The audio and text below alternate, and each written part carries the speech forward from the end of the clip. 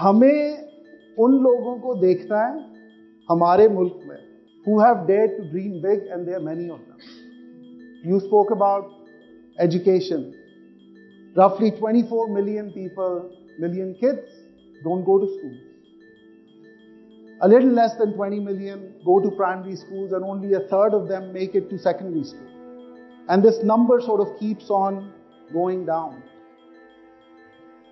But then, in all of this, you have the man sitting behind you, Mr. Mushtaq Chapla, founder of TCF, closing in on 2,000 schools.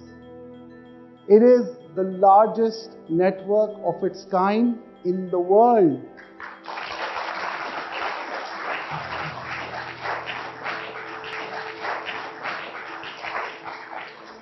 You have a woman who in 1975 decided to open a Montessori at her home.